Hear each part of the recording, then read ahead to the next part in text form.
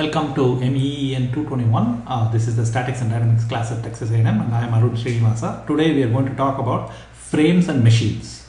Okay, you might have a vague idea of what these things are, but today we are going to define it. We're going to see how to deal with this kind of thing, and we are at the stage where we have the capacity to solve much more complicated things which are actually fairly close to real life objects. Okay, so let's see if we can talk about a little bit about this. Here we go. Okay, before we go, I want to iterate this throughout the semester. What are the steps in the analysis of a rigid body? So first thing is identify and isolate the body or system and draw its outline separately. This is the free body business, right? The second thing to do is at each point where it interacts with external bodies, idealize the interactions as force and or moment. Okay, so sometimes it is just a one component of force, sometimes it's a distributed force, sometimes you have to put distributed force and moment, you have to make a decision. Okay, convert the picture into a vectorial representation. This is where you have to use a combination of your trigonometric and vector algebra skills. Use the laws of mechanics to set up the equations. This is very straightforward. This is, in our case, this is fairly simple because we are going to do only statics, which means that sum of all the forces and sum of all the torques must be equal to 0 for every rigid body. So this is something that we will think about a little bit as we go along. Okay, count the unknown components and equations. So it's not automatic that just because you set up the equations there are enough equations to solve or there are enough unknowns to solve. So you have to count and make sure that you have enough equations for unknowns. The typical scenario is that you will have fewer equations than unknowns and you will have to augment them. Augmentation is based on empirical laws. Hooke's law, Coulomb's law of friction, electrostatics, gravity, all of these things are examples of additional laws that we add. These are not really laws, these are assumptions, empirical equations. Okay, we have to do this, there is no other way. And this item 5 requires some serious judgment. Last thing is we got to solve the resulting set of equations and verify the reasonableness of the solution. So items 1 through 6 are what we need to do to analyze it. Item 7 is what you do with the result. You have to use the result to make engineering decisions, and usually you don't need very accurate results to make engineering decisions unless it's a very special case. Okay, this 7-step deal is what we have been talking about for quite a while. Now we are going to apply it to real world rigid bodies. So real world rigid bodies come in two kinds. Something which is called a frame. I mean, this is a broad classification. Of course, don't tell me, hey, it said only two kinds, but I found a third one. I'm not really talking about big brush here. So we're going to do a broad brush. First one is what is called a frame. The second one is what's called a machine. So before I talk to you about frames and machines, please think about and write down a few items as to what you think a frame is and what you think a machine is. Okay, so pause it, do that and come back. Did you pause it? Did you do that? Did you come back? Very good. So let's see. Frame.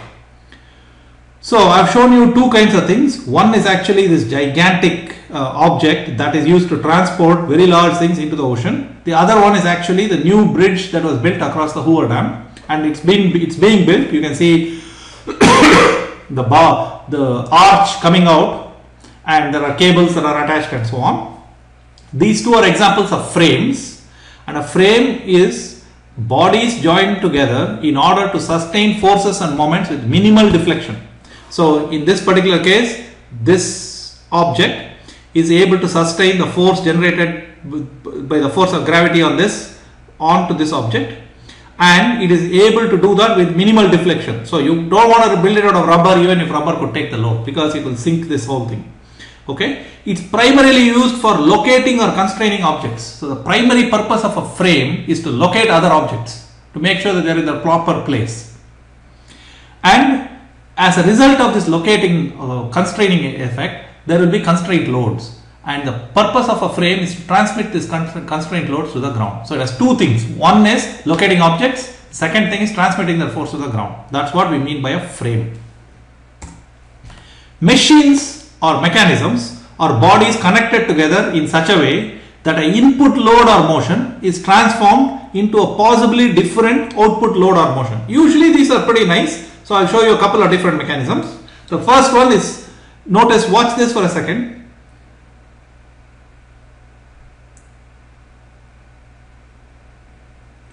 Okay, so you watch this now. Tell me, just think about it and tell me what is the input motion and what's the output motion.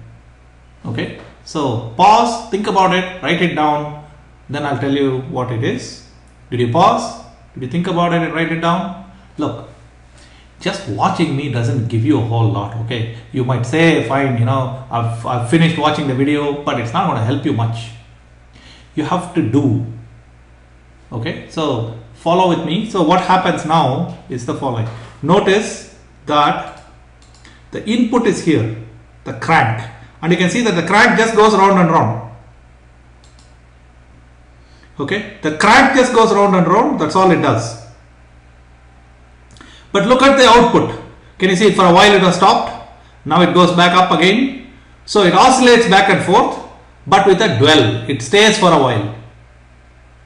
So now it took the input motion, which was a steady rotation, and transformed it into arch. So back and forth motion, but with a dwell. This is needed in many cases. Here's another example. This is a box transport mechanism. You will see how this one works.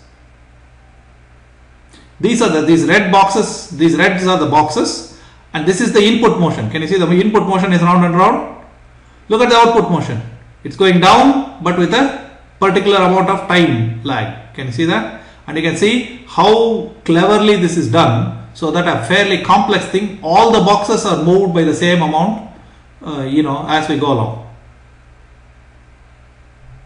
Right? Both of them look like two-dimensional mechanisms, but in reality there are no two-dimensional mechanisms, there are only three dimensions. So now I'm going to show you some examples in the agricultural sector where mechanisms are very widely used. In the first one, I'm going to show you a rice tilling machine.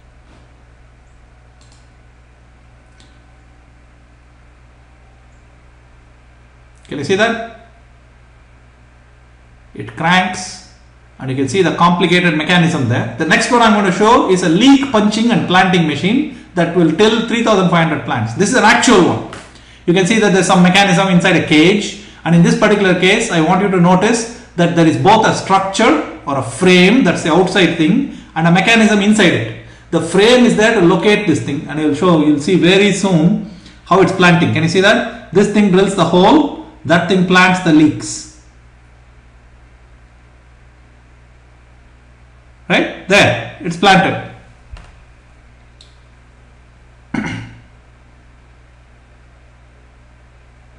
That's how it works.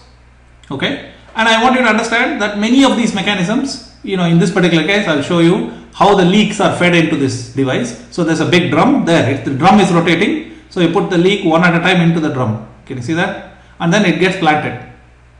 And there's all kinds of devices to monitor this thing. There's a little encoder which tells you how far you've moved and all this stuff. Okay? So I hope you got the idea of what is meant by a frame and a machine. So next item, we are going to look at how to analyze these kinds of things when they are moving very slowly. That is by using only statics.